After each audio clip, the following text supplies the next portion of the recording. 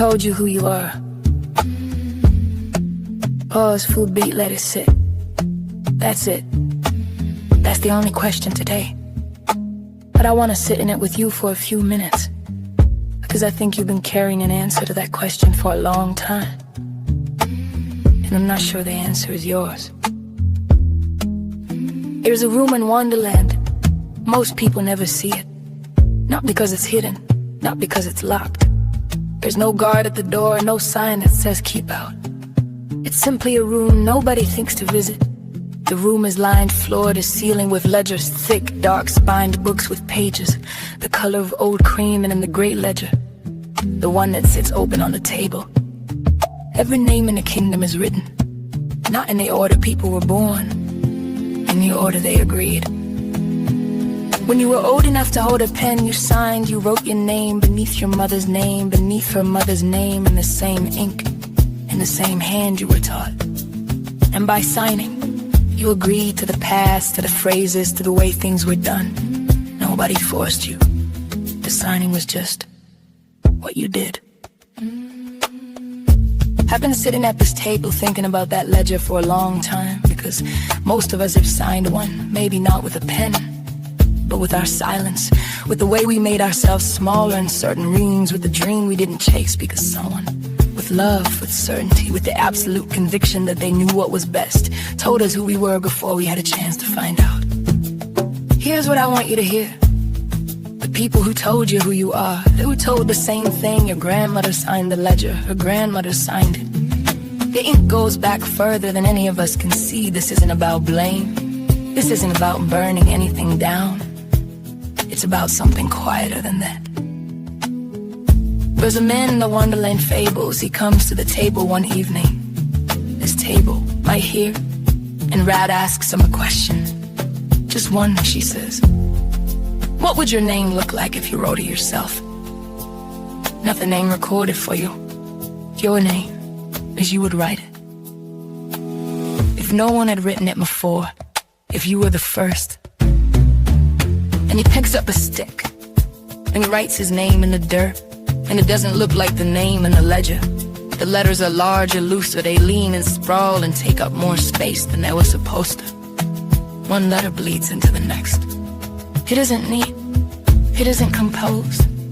It looks like something that had been held inside a tight space for a very long time, and was only now, for the first time, allowed to stretch.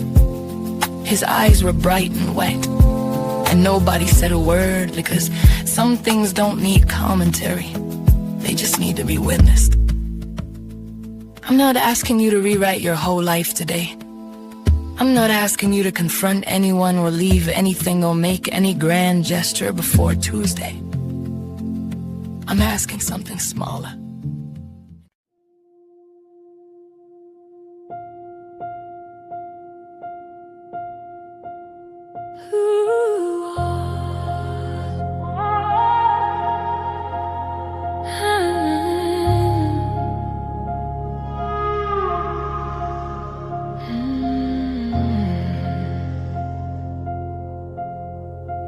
Woke up in the grave,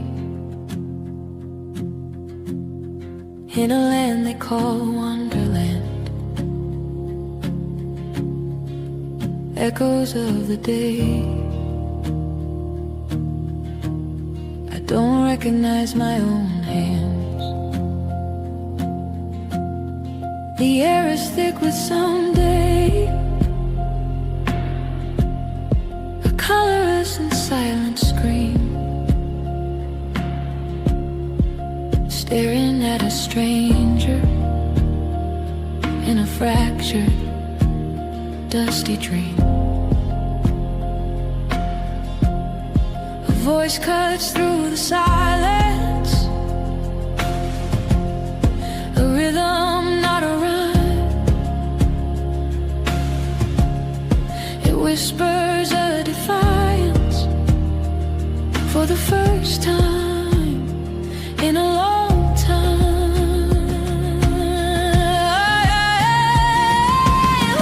Who told you who you are?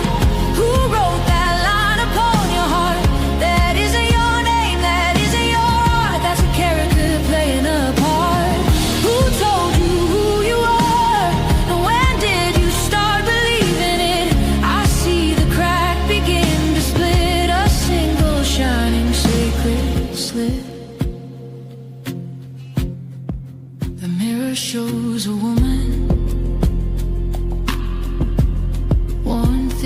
shoulds and sighs. She traded in her magic for a practical disguise.